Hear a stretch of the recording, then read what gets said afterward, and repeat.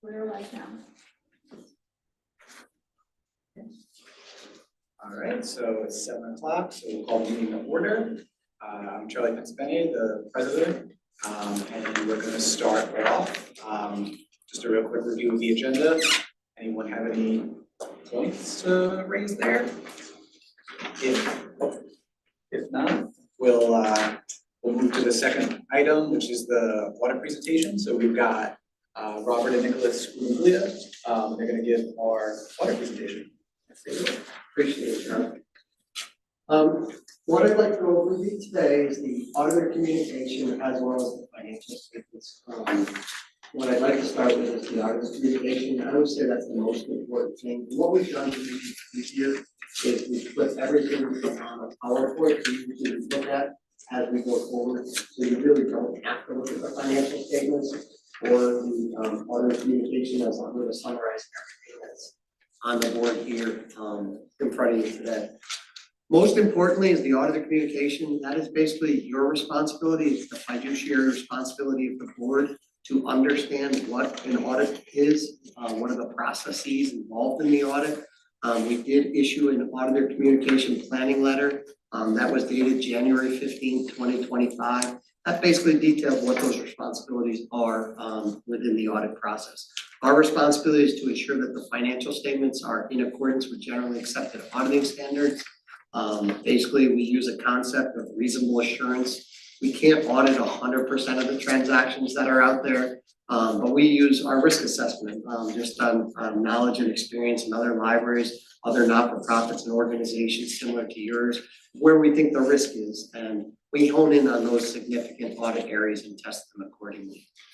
These financial statements are prepared in accordance with the modified cash basis of accounting. It's not the accrual basis of accounting, but we think this is a better practice to present the information to you on the modified cash versus a full accrual basis.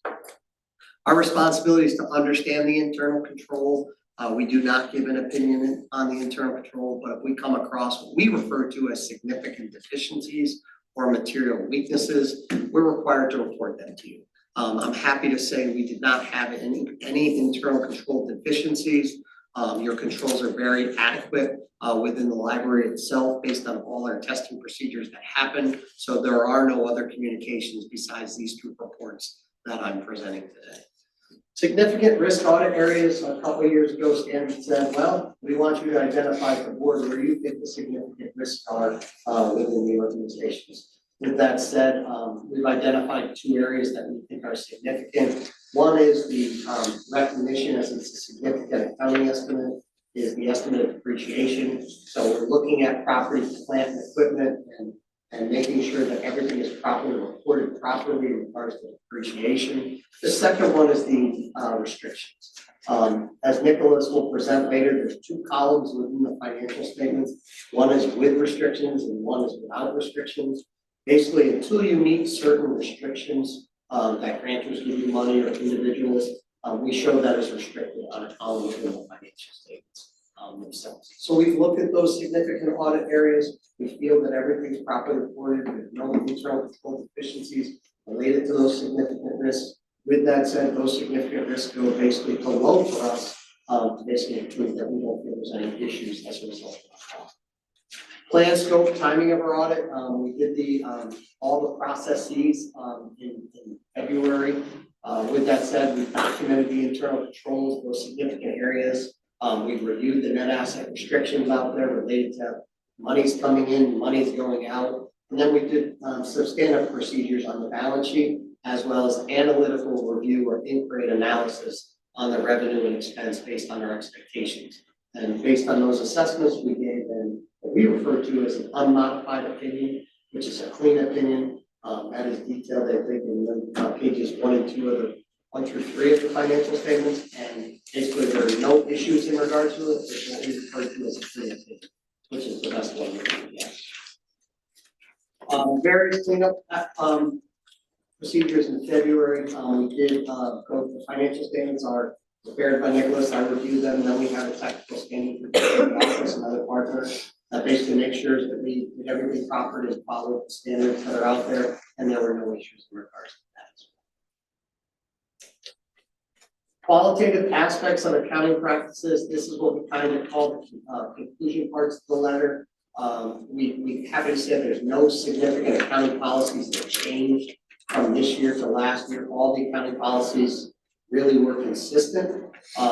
Standards did not implement anything new that we needed to implement in regards to your organization, which I'm happy to say was kind of a slow year in regards to standards, which is nice.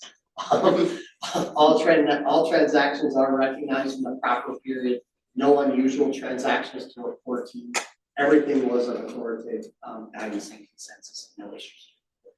Accounting estimates, as we talked about, you really have one significant estimate, the estimate of depreciation. We look at the fixed assets, the depreciation that's reported by Jill and her team, and didn't see any issues. We feel all the lives are consistent and everything is properly reported in regards to fixed assets and things of that nature. Disclosures, they're all neutral, consistent, and clear. There's no sensitive disclosures, meaning you have to meet covenants out there of any sort. If there were covenants, we would just have to disclose to you that those are sensitive estimates and disclosures, but there's nothing out there to report in regards to your financial statements. Difficulties, we did not have any difficulties. Management was a pleasure to work with, and no issues in regards to having the information ready for us, everything was very timely, and the audit went very smooth. A very important thing is corrected and uncorrected misstatements. This kind of gives you an indication of how strong your financial team is. We did not have any adjustments to report. Basically, all the information, we might have discussions throughout the year. Okay, how do we report certain things? There's plenty of those discussions throughout the process. But once again, there were no audit adjustments, so that's kudos to Jill and Dawn and the team there that there are no accounting adjustments. Very rare do we go into an audit, have no adjustments. But for that sake, that just shows you how strong your financial team is during this process. Disagreements, none whatsoever. Management representation, we did receive the rep letter today.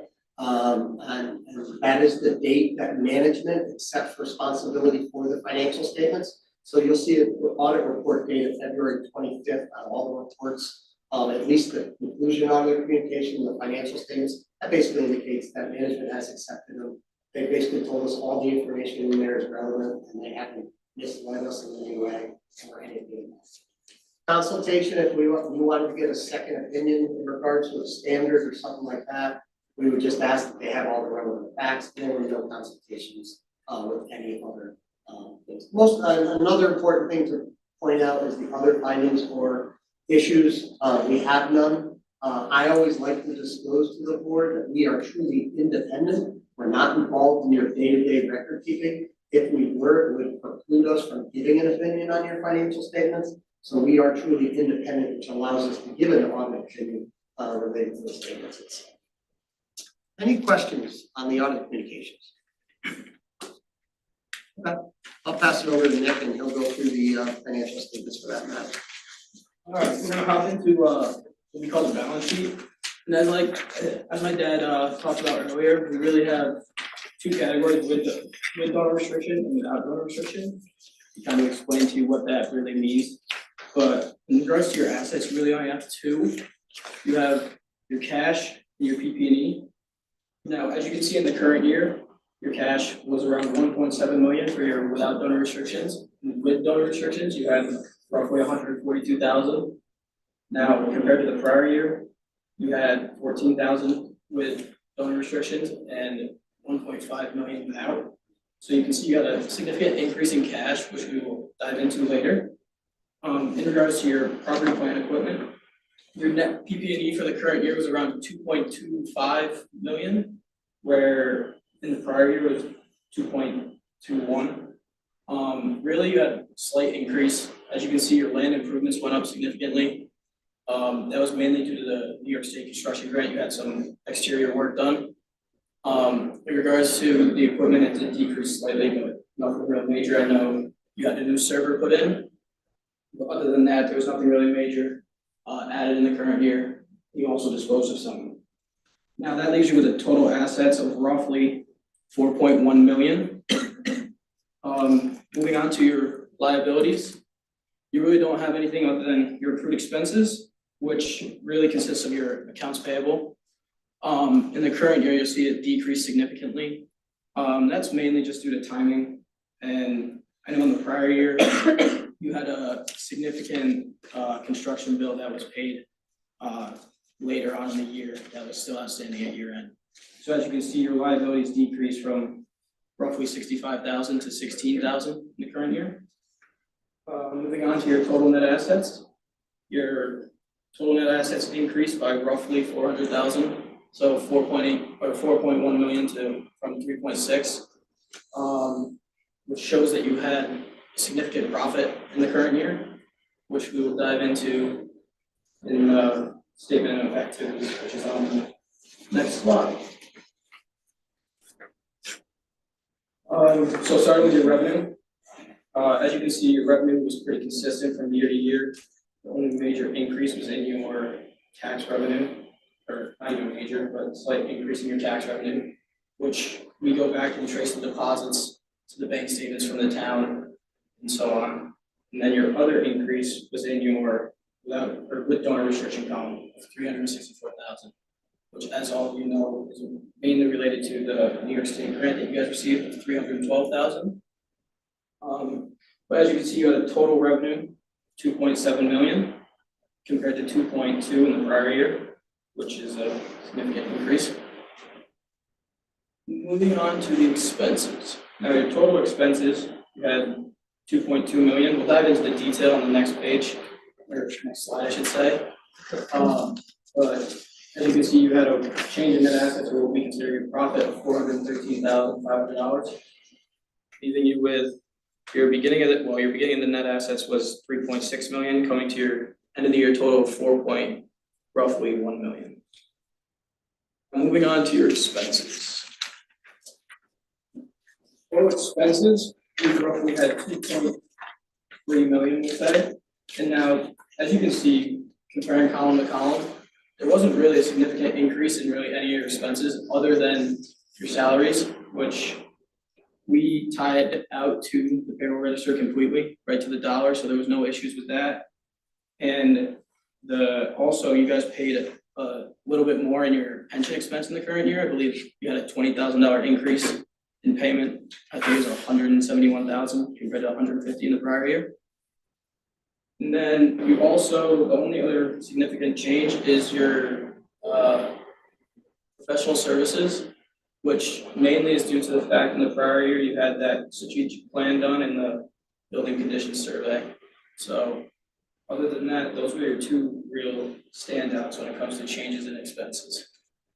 You did a real good job of controlling expenses from one year to the next, just being you're at 2.3 million versus 2.2. You're going to have the significant increases in salaries from one year to the next. But overall, it was a good job year controlling the expenses. Some comparisons that we like to do. This is your 3-year revenue comparison. As you can see, 2022 and 2023 were very, very close. This year, you obviously had that major spike.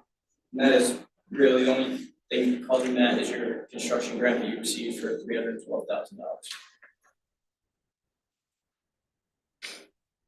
This is your program revenue or program expense from year to year. What we consider your program expenditures, what you actually spend on the mission of the organization. So as you can see, 90 cents basically to every dollar that you earn goes to the program of the library, which is a very good thing. And then moving on to your administration expenditures, you guys have been very consistent throughout the last 3 years of roughly 9%, 8.5%. And that's really, we like to see what, the state says for organizations is anywhere between 10 to 15%. So with you guys being there, that shows that a lot of your money is going to the program aspect of the organization, which is a very good thing. And just to wrap things up, these are the notes of the financials. If there's any real significant one that you would like us to talk about, we can. I think my dad wanted to touch on the liquidity note. Yeah, I think for the most part, there's really no changes from the notes from one year to the next. I'll just refer to the liquidity note that's on pages 10 and 11. A few years back, standards changed that. They used to make us reference to what they referred to as current ratios, how much you have in current assets versus current liabilities and a percentage. But now they refer to dollars. So they're saying that year end, you have approximately $1.8 million in assets. You have 142,000 of that, which is the restricted number Nicholas was talking about. So overall, you have about $1.7 million of liquid dollars that you have available to spend. Well, what does that really mean? Well, if you look at your expenses in 1 year, it's about 2.3 million. So you can almost go 75% of the year to some extent in funding if something dramatic happened in which you couldn't get any additional revenue. So, you know, organizations you want to see to at least have about a 30% being a 3-month ratio. The fact that you're way ahead of that is a good stat to have in regards to a liquidity perspective. Other than that, really, once again, no other changes to the notes. We disclosed what the pension plan contributions were and things of that nature. Like Nicholas said, it increased in the current year, went from 153,000 to 171,000. Roughly was the pension contributions in the current year. We make reference that there's no commitments or contingencies that we're aware of related to the statements, and then just talks about the tax revenue and things like that. Well, once again, I'll be happy to answer any questions you might have. But overall, very good audit. It was a clean audit. Clean opinion, which is the best opinion you can get. And I think, you know, kudos to you and your team for doing a good job once again during the audit process.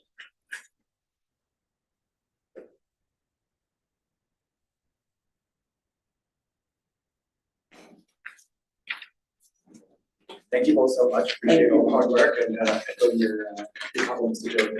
Yeah. Thank you. For presenting it in a way that, you know, which outside financial world, people can understand it. I mean, it's nice. No small feat. Appreciate it. Yeah. Stop share. That's what I do.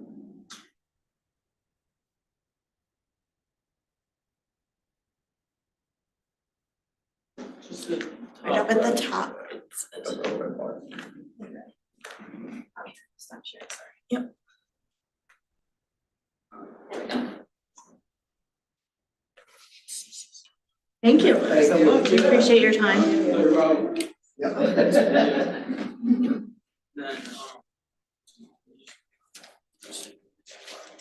We'll continue the agenda. Public comment, nothing from the public. We're in the public here. Yeah, So, anytime, right. anytime. So we'll move on to minutes. Bye, guys. Thank you. Candy? Okay, so the minutes are in your packet. Are there any corrections, additions, any edits, anything? Alright, so there's no comments or corrections. Motion to approve the minutes of the January 21st, 2025 meeting of the board. And second, Candy? Yeah, sorry. All discussion? No? All in favor? That is 7 unanimous. Okay, so the minutes are approved. Thank you, Candy. We'll move on to treasurer reports. Yeah, give us a look out.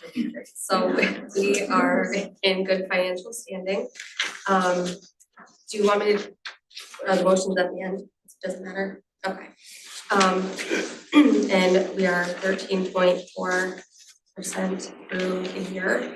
A few things to note is that we are, the capital reserve balance and the grant for the construction, we seem to be on par with. We've received 90% of the construction grant and we'll receive the final 10% when everything is closed out. Our current revenue does not include any public funds and we anticipate receiving those shortly, usually by mid-February. So did we get those? We got these Greenbush one today in the bank. Great, great, all right, so even better. And our expenditures for this cycle include several quarterly payments and yearly subscriptions that are noted in the report at the end as well. It includes 3 payrolls, and then some notable or larger expenses were snow removal in January, which makes sense, and that was a larger one at $4,000. $12,799 for electrical work for the construction project, and then a lot of various expenses for materials and subscriptions and the library of things, some purchases as well. So those were the things. So with that, there are a few motions. The first one is to accept. I had a Questions, question. yeah, sorry. On the processing charges of the bank. So for payroll, the processing charges were the same for payroll 3 and 4, but it was different for payroll 2, and I wondered if that's just not a consistent, is It's that not- based on a percentage? It's based on the number of people that are paid that pay period, so how many runs we have, checks. It's rare that it's the same, Oh, all right. you know, you give subs and so it ebbs and flows, should be relatively stable though.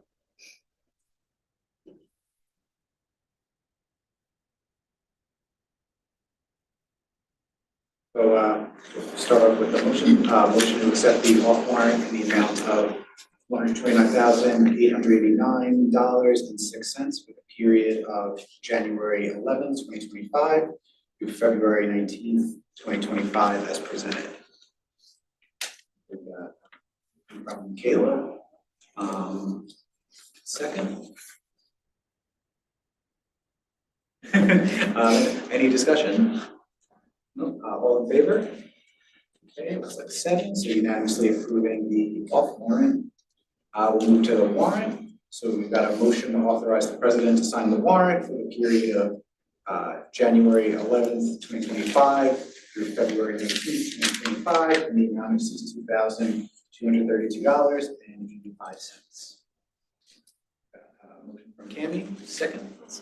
Second from Mary. Any discussion? All in favor? 7, so that unanimously approves the warrant. And we'll move down to financials and a motion to approve the February 19th, 2025 financials with 13.4% of the year completed as presented. Motion we got from Katie, and a second got from Kayla. Any discussion? All in favor? 7, so it is unanimous in approving the financials. Thank you. Great job. Thanks to shift over. She did it all by Yeah, herself. great job. That's awesome. She'll listen. Thank you, Jill, as always. Appreciate that. All right, so we'll move on to. Good job. Good job. We'll move on to committee reports, and we'll kick it off with admin with Amanda. Hi, everybody. As you can see, we went over a few things to start off the year with. The biggest thing was the paid family leave and health insurance buyout. Paid family leave, we discussed how much it would cost the library to pay for it instead of having the employees pay for it. Since approximately half the employees carry health insurance, it's a very minimal cost of approximately $5,000 for the library to pay the contributions instead of the employees. So we, as a committee, agreed that the library, we should consider that the library should pay for those contributions for the employees. So we'll have a motion on that after I finish my spiel. And then we talked about the health insurance buyout and options regarding implementation. As a committee, we decided we didn't really feel comfortable proceeding with that at this time. We also talked about PTO policies, COVID leave policy, which is starting to sunset. I forget, I think it's May, right? July, okay. I didn't write that down, so. Additionally, the New York paid prenatal leave, which would cost about $1,000 for an employee. We also recommended adopting that as its minimal cost. And leave from new parents, that there's options for paid and unpaid options, we're still discussing that one as well.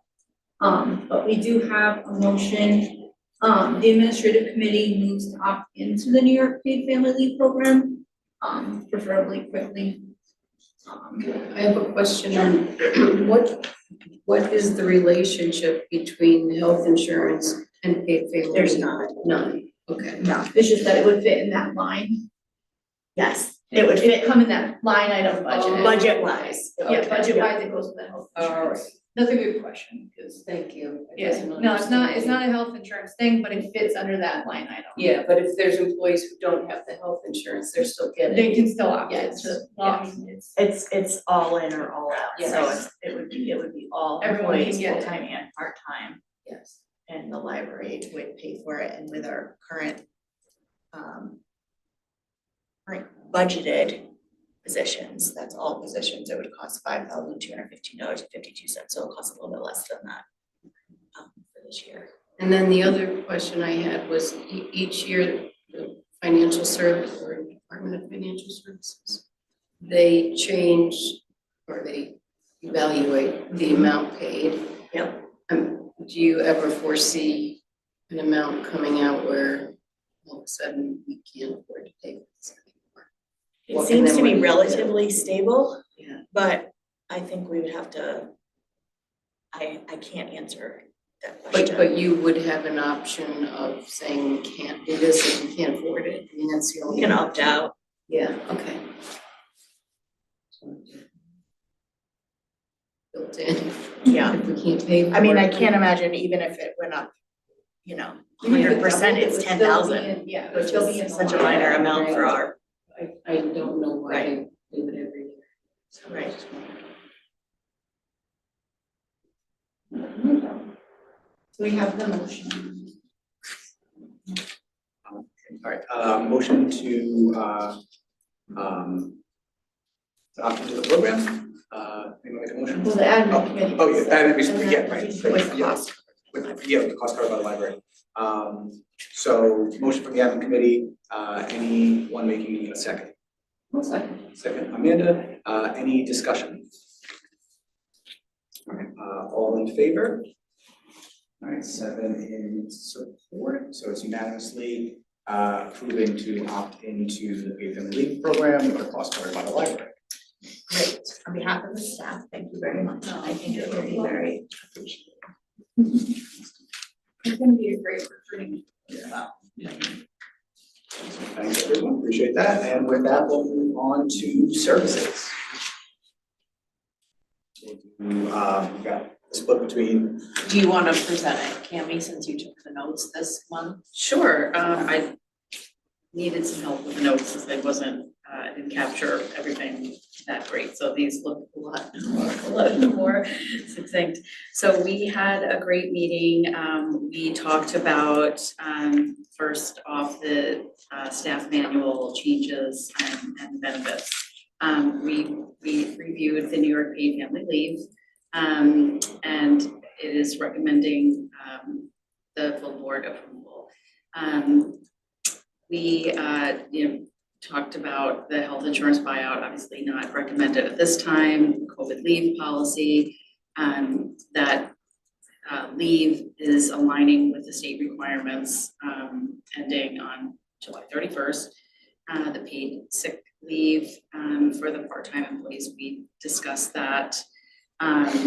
So the benefit would be 8 hours initially, and then, so they would automatically get that in like their bank. And then you would accrue an hour per 30 hours worked. So it's an accrual with an annual cap of 40 hours. So that, don't know, we don't have any motions. These are the things that we're just kind of discussing, and we'll bring them back up in the March meeting. Leave for new parents, we discussed, again, tabling that, continuing, not really tabling, but continuing the conversation at the March meeting. action items, again, for additional topics. We started a conversation about these two things, the paid sick leave for the part-time employees and the leave for new parents. Again, bringing those back up at the March meeting. We did talk about possibly bringing the paid time off back to admin because of the financial impact. And we did talk about that at length, about having somewhat of a budgetary pivoting or shifting in the middle of our year when the budget's already approved and moving forward with that. So I believe that is going back to admin for additional discussion. We did talk about the dress code for library staff. Pretty detailed.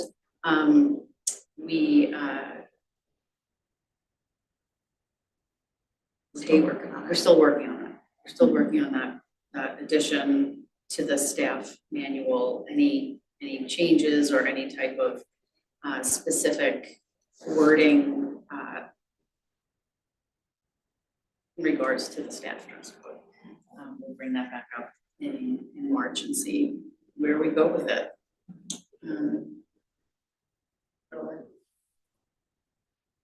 I was like, it's been great.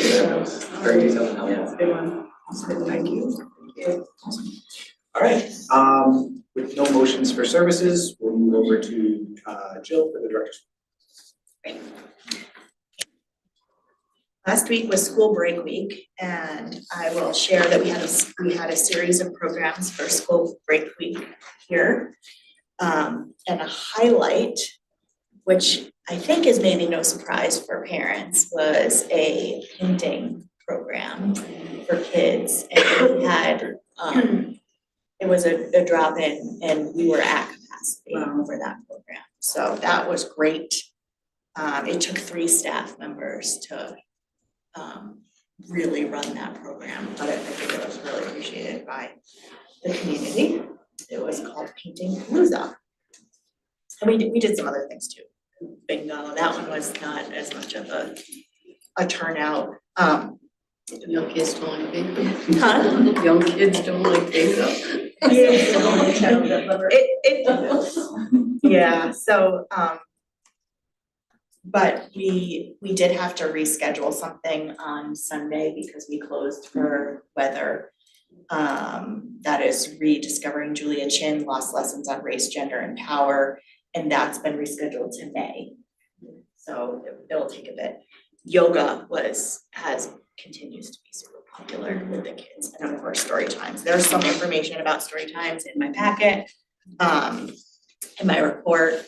You'll notice that we are collecting surveys about story times. We, as of today, had 27 surveys, so we're getting more and more. When I wrote this, I think we had 10, so we'll be getting more surveys, and hopefully that will help us determine when we're gonna have our story times.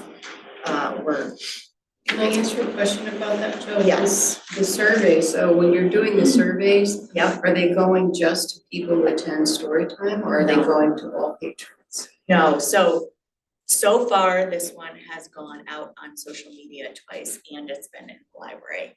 But it will be going out in our Patron Point newsletter, e-newsletter, which now hits every single library card holder.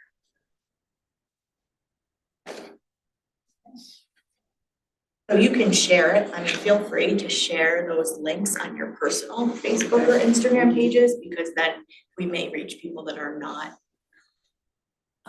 library users potentially, that maybe would participate if they could. So feel free to share that. And we're just in general moving towards transitioning how we do our surveys. You may remember in the past you've seen it's called Project Outcome. It's a very structured online survey that's put together by the Public Library Association, which is a branch of the American Library Association. And it's great if you're putting together a brand new program to kind of measure that program success, but for the types of things that we're evaluating, it's really rigid and doesn't give us the flexibility that we need. So we've started crafting our own surveys using our own internal tools. So that's good, and we'll be doing more surveys, just as we said we would do in our strategic plan. You'll notice that January was a busy year. If you look at the statistics, we're going up in just about everything except for our drive-through visits, which were essentially flat. 513 versus 512, pretty close. But website users, and this to me, based on everything else going up, even our digital usage going up, is telling me that our website is not meeting the community right now. And we are working on our website update project. It will be a significant expense. We are asking the Friends for help with that. We have help, we have some of it budgeted in our, we have a significant amount budgeted, but costs are coming in so far more than we budgeted. So we're looking at that, trying to figure out if we can, squeeze that cost down. But it is a really important project that we haven't done in a good 15 years, and it's time to do that, especially now that there is a significant portion of our community that is just using us digitally. So we really do need to have that be an experience for them and not just, an app to a vendor. So that is a priority for us. We still have our committee that's working on things, but the sooner we can actually engage a vendor, the better. So I'm hoping to, depending if we can have all the information in time for committee meetings, I'm hoping to talk about that at committee meetings.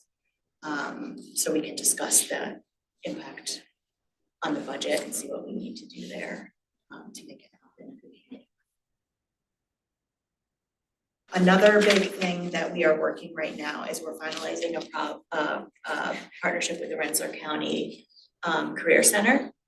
And they'll be coming in once a month to do on-site job coaching, essentially job readiness, help with resumes, all kinds of things. So we're gonna be a satellite location for them once a month. And we're really looking forward to that partnership. Will they be marketing that as well? We're still finalizing the agreement right now, so we're going back and forth with what exactly that's gonna look like. That is a whole. Yeah. Have you ever taken library interns that are like getting their masters or bachelors in Yes. like any of the library sciences? In library sciences, Yeah. we do. We take in, in fact, we've hired some over the years, interns eventually. Yeah, and we do have 2 staff that are in library school right now. One works on the circulation desk and one works in the youth services. Great at some point to have an internal way for them to move within our library to keep them. Once they do have their degree, there's nothing right now. It's just, if a position opens. Yeah. So that's something, we can discuss over time, but.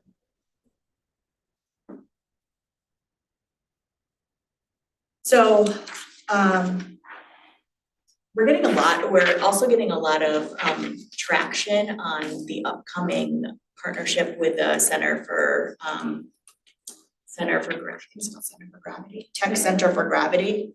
We're doing a makerspace program for folks who are interested in starting a business and trying to figure out how to, do a mock-up of their, whatever they're trying to sell. So, we're excited about that. We weren't sure if we would be able to get attendance for that, you know, because again, this is a new demographic for us, but we have seen that shared a lot in social media, and also when we send it out to all of our library card holders, Patron Point is great, so we've gotten people to sign up already for that, so we're excited about that. And then of course, all the regular things that we're doing, you know, winter reading has been really successful. Lots of, I gave you some information about story times and other programming that's happened at the library. Electronic resource guide, another thing that we put together that we're really focusing a lot on trying to market what we do too. And you know, it's a never-ending project that you can ask 10 people and they will each get 10 different things out of what the library provides, and it only was maybe 2% of what we do. So we're just constantly trying to expand everyone's knowledge of the stuff that we already do, because we do so much. We don't have to constantly be doing more. We need to let people know what we have. And just because I'm not talking about at the meeting, you know, things that we have in place already that we're really solid with, doesn't mean that they're not very valuable projects that the services that the library provides. Our materials, you know, I hardly ever talk about our collections, but a lot of work goes into the collections and of course all of our programming. So I think the programming, you guys are doing a very good job expanding into different populations, I think. yes, Which probably will work towards bringing more people in, and then they'll learn about a lot of things. It really does reflect what the strategic plan was intended to do, so. yes. You have the suggestion boxes up now? No, not yet. You're planning. We have this one month. suggestion box up now, but our plan is to expand them. So we're gonna have them at 3 different service points. Would you share along the way, like what People are saying. people are, like, Yeah. you know, I'd be Sure. curious to see like what people are interested in or what Yeah. you know, we try to cover a lot here. We but do. yeah. We do, and a lot of times in our suggestion box that we have now, you know, it helps when we have targeted surveys, because the suggestions are like, we love the library, great job, you know, there's not a whole lot of real meaty suggestions. So we'll have the boxes, but the goal is not to just have a box, it's to have surveys that we're trying to do with different spaces that people can provide that information. What more could we do for your child or your 5 and under or a 10, you know what I mean, like Yeah. those types of Yeah. specific. And so, you know, with winter reading, we got feedback from, we always do a survey at the end of our big programs. And, you know, we had feedback from our, from the kids saying that they want more story times in the morning, and we offer them like 3 to 4 days a week. And then we had feedback from adults saying we want more morning programs. So it's kind of like we're always faced with, there's limited space and resources to provide it all, so we can't do everything that everybody wants, but it is helpful to know that, okay, adults want some space in the morning too. So, you know, maybe we're not getting overwhelming feedback about that right now, but that would be a good question to ask people, you know, those kinds of things, so that we can really see how widespread is this interest, or is it just a kind of a one-off thing. And with story times, specifically evening and weekends, that's really tricky for us, because we really don't get the turnout that we do during the weekday, which is not really surprising as a parent, because working parents just have less capacity to be like on a structured, like I'm gonna do my weekly visit. It's just harder. So, but having it is also really important, having it as an option. So trying to figure out, you know, what night is it the night or the weekend? Where is the priority? Because, so this Monday was our last Monday story time yesterday. And we had 5 kids show up, and that's the most we've had, versus like 40 kids that are coming during the week. So Are there still virtual story times? we're not doing virtual story times anymore, no. Those kind of petered out. The families really weren't interested in that anymore. Adults are still more interested in doing the virtual stuff, but the families want stuff. Interaction. We wanna get out of the house. Yes, the socialization is key.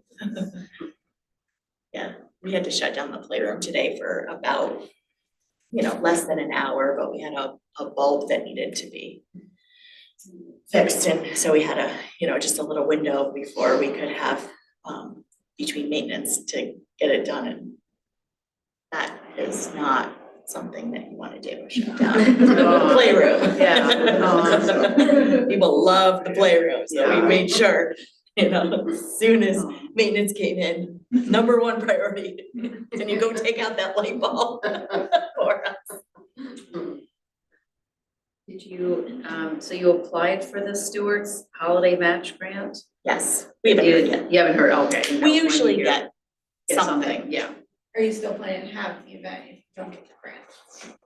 Or is it like a requirement of that grant, like, that program? We'll see about this program is more expensive, so we would have to get funding somewhere for this program. And we do have, we already have a plan for Friends grants, so we're looking for other grants for some of our programming too. We're trying to shop for a grant right now for a sensory story time.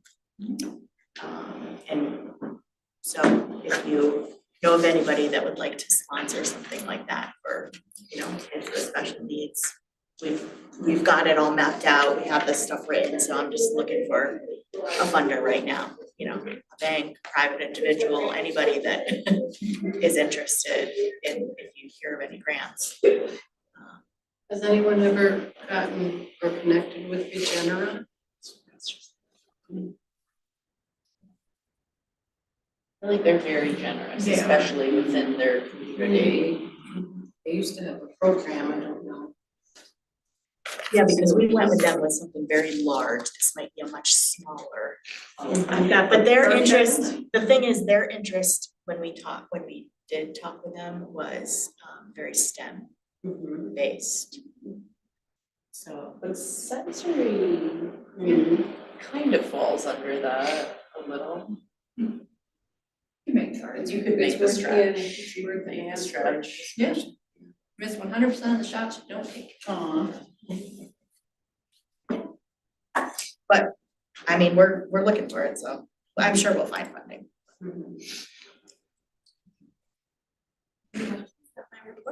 Anything going on? I want more funding for. A sign? I do too, our signs really. I have to say, it has nothing to do about me, but I lead a support group for grief support once a month at a little church in North Greenbush. And believe it or not, they have a digital sign. It's not huge, but it's a digital sign. 5 new people. So if you think about the context, so normally we'll probably get like 8 people, and everyone comes, they keep returning, which is great. 5 new people came last week because of the sign. Wow.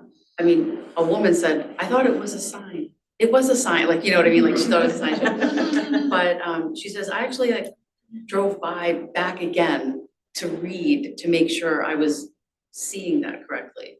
The grief support group, 6:30, and I said, oh my God, I said, I'm on at our library. I just think they're all they're different ones. Obviously the one at Sienna, that's like the Cadillac. Right. But that's Sienna. So, I see little ones, I just can't, I think, can't be that much. Anyway, that's fine. I'm in We got $1 in the dream. Right, exactly. Again, there's 100% of the shots you don't take. Yeah. Don't mention it. We don't remember. Well, help me find some funding for it. Right. Because our capital projects are kind of mapped out with some really significant projects coming, and that's the problem. But if we can find some private funding for this, we can do it for sure. Do you have ideas as to what it costs? Well, I called the company that did the Sienna sign, and that was 50,000. And that was with everything, the sign and the electrical and all that? Yeah, I would say, and he said, of course, you know, we have all different signs, all different pricing. I mean, I think that it will take some real work and discussion to figure it out, you know, where is it gonna go? Is it gonna go right out there? Is it gonna go on the corner? I mean, the sign we have needs replacement. It's in rough shape. So there's a lot of work that can be done. Is there some Figure it out. agreement you come to with the Y and St. Peter's to purchase this? Well, we just did that, the one on the corner. Yeah. That is like 6 years old. Oh, okay, Yeah. I thought it's been there forever, I have no idea. St. Peter's actually. So maybe an for that. upgrade on that sign, like what if we talked them into an upgrade on that sign? You know, they took turns putting stuff on that message board. Yeah. Cause I know the Y tries to promote stuff and I'm sure Eddie Hawthorne, I hear the advertisements on the radio all the time. Like, It'd be hard to like have that with the Y. I mean, it's the Y, it's a lot going on there. People already come to us accidentally, Oh. you know, a lot, saying, oh, where's the pool? I don't know, but there's some books, there's some books. Come on in, get You need a that pass stuff and then do your swimming. But yeah, it's, Two good things. you can tell when someone walks in with their workout gear and they're like, where am I? I think like 6 times a year. The Y pass, it's limited to like 6 times a year, right? Oh, I'm not sure of the I details. know there's like some limitation on it, but yeah, you can check out a pass to Y at your local library. So if you don't have a membership, that's a great way to do it without having to pay the $20 to go. Anything else for Jill? Thank you. And move on to liaison reports. So first up, we've got Cammie for Upper Hudson. I don't really have a big report. They're doing interviews for Tim's position. That's coming up next month. His last day is April 11th. And they're searching for a new director. Everything's pretty status quo there. And we'll go to Julianne for Friends. Hey, there's a book sale coming. Woohoo! Yay! It's a surprise, I know. April 4th through 6th will be the next book sale. All the volunteers are out, so any more help we can get. We've been talking with Jill, we're definitely trying to raise more funds, programs.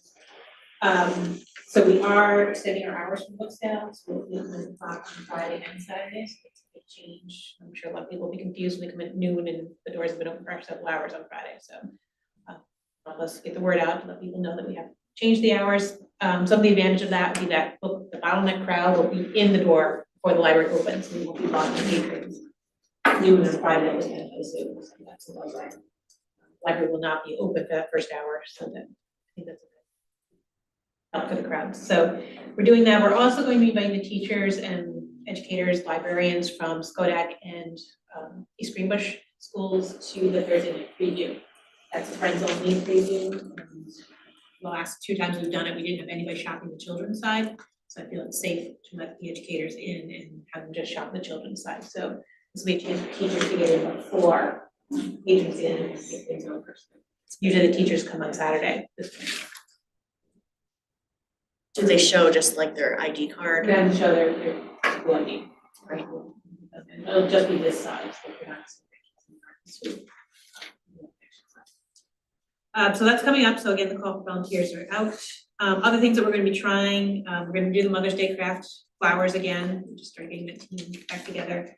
We're also going to be opening a swag shop at some point, which will be an online shop where they can pre-pick what they want. It won't be a Friends logo. It'll be more like slogans, things that are catchy, like things about reading or, the funny one that we're not going to do is censorship socks, something like that. It'll be reasons a shirt you want to wear. that shirt. Yeah, see, that's the kind of put that on. So it won't be Friends logos, it won't be library logos, saying stuff, it's gonna be the logo reading. So that's going to be coming up. And then the newest thing we're gonna be doing, which is a big push, need lots of help, is going to be called the Night at the Library. It'll be a silent auction of art. We're gonna be reaching out to local artists to get them to donate pieces or maybe do some kind of commission. And we want to really, we're gonna do it when the library's closed. So it'll be kind of the night at the museum, it'll be a night at the library. We'll have catering, we'll have entertainment, and we're really looking for big sponsors for this event. So people who know people, I need you. Great, so we need lots of people to help us secure some big sponsors. This is where we'll be reaching out to people like Regeneron, Price Chopper Market 52, like that kind of, we're looking for that level of sponsorship to make this event a major fundraiser. Our goal for this first one, and I know 10 dishes is 10,000, which would be big for us. We're also going to be doing, we're gonna call it Patron Palooza, subject to change, where we're gonna have like thermometers, and your things like the fish tank, or the different things that the Friends fund, and let them see kind of how much we raise for that particular house of press or museum pass. And we're gonna have that out ahead of the event, so it's kind of the idea, so even if they don't come, they can put $5 in. My kids love the fish tank, I want to put $5 towards the fish tank. So the money will go straight to whatever amount of pay for the grant for next year. So we have a lot we're trying to do to get people aware that, again, what Friends do. We're looking at changing our slogan or tagline, so it'll be beyond the card, friend. Because when people think it's easy, a library card with a friend, they don't know what a friend is. So we want to get people more aware of what we do, and so as they see these thermometers go up, maybe they'll start to realize, oh, this is something different. This isn't my tax dollar. This is a donation, and I want to be part of that. So again, looking for lots of help. The call for volunteers for the event is going out on March 1st. There'll be sponsorship teams, silent auction teams. So if you know any artists, we really want to get into that community, and also the artists who do displays here. It'll be all arts, so fiber arts, jewelry. It's not just going to be fine arts. It should be a really fun night. There'll be one team that's just going to be helping us plan the event. So we're going to use the whole library and have displays throughout the library. So timing wise, if we get the people we need, we're looking at fall of this year. If we don't get the people we need, we're looking at spring or fall of next year. So hopefully we can get enough creative bodies on and enough people who are connected to the community to help us get these sponsorships that we need to make this a big event. So back on Friends, any questions? Thank you. Excited. Very excited. And nothing, I didn't get anything from Jim or Tom. Jim. Okay. All right, so the one last one unfinished business, in the excitement of getting the library year underway, we forgot to do an oath of office for Mary. So we've got that all, just to go over it, we've got that all squared away. We made it work. So that's all good. So now Mary is actually in her term, an actual trustee. Not an imposter. Thank you for doing that so quickly. Yeah, I appreciate the turnaround. Awesome. Trustee Notary. All right, and then for new business, we'll move on to the annual report. So I'm gonna pass out, you can take one and pass it around. You did receive in your email the annual report with comparisons from this year to previous year. There have been some edits. They're fairly minor, but they needed to be done, and there were several, so I wrote them down on there. Thanks, Mary, for your eagle eye. And so the new report has been, the final report has been posted on, well, it's been emailed out to you, and it's also on Teams if you want to take a look at it. But overall, I mean, financials, they're not gonna match, remember, they're not gonna match exactly to the audit because this is fully cash, not modified cash. So this is exactly what happened cash-wise for the year. There's no depreciation. So if you made a big purchase, you would see that as an expense here versus added to the fixed asset schedule and with our audit. And you also wouldn't see accounts payable here. Were there any questions or anything you wanted me to go over? You know, overall, we had a great year. We, you know, most of it all along. But one thing that you'll notice is programming. There are a lot more one-on-one programs, and that's because the make intake kits are being recorded. The state wants us to record them as one-on-one programs for every kit we give out. So instead of that being as part of our programming, we used to say, oh, it's one program per month with, 400 or 500 participants taking the kit out. Now they count it as a one-on-one. So if you make 300 kits and 298 went out, then you say 300 programs and 298 participants. And same thing if you were to do a program that's normally kind of a one-on-one program, like we do book a librarian, it's usually one-on-one, but sometimes it's 2 people. So then it would be 1 program, 2 attendees. So that's why it seems odd when it's called one-on-one. I don't particularly love, to me, it's less meaningful, but it is what it is. So that's how it's being reported. That's how it's being requested to be reported. So that's how it's reported. Overall, it's interesting that we had the exact same amount of hours open. I mean, considering that we have snow days, and that's pretty odd. Yeah. Was it a leap year? So, Well, last year wasn't. Yeah.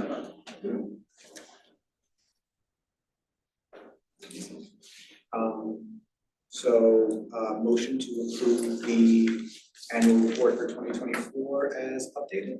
We paid that number? No. To Cami for motion and a second. To Amanda, any discussion? None, all right, all in favor? All right, we've got 6. So the report is approved, and we'll move on to the audit. great. And thank you also, I had help with the annual report from statistics from departments and Jenna and the team effort putting together the annual report. So thank you everybody for that. It was a quicker, it's never fun. It's always, pretty intense, but it was a lot quicker than it has been in the past. So that's good. Audit motion. That was the, yes, we're gonna approve the audit, so what's that? Motion to approve the final audit for 2024.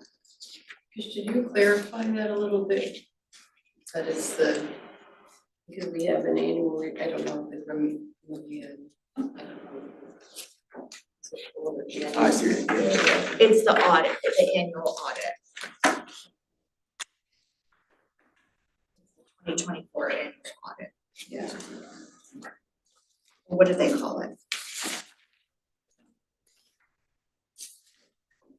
Approve the financial statements. Annual audited financial statements. Yeah, just something that's much bigger than it. Because there's multiple things. Or maybe it could be the independent here. auditor's report? Maybe that could work. Do you want to do annual audit financial statements? That works for me. All right, so a motion to approve the annual audited financial statements for 2024. We've got Kayla here. I'm looking for Kayla. In a second. We've got Katie. Any discussion?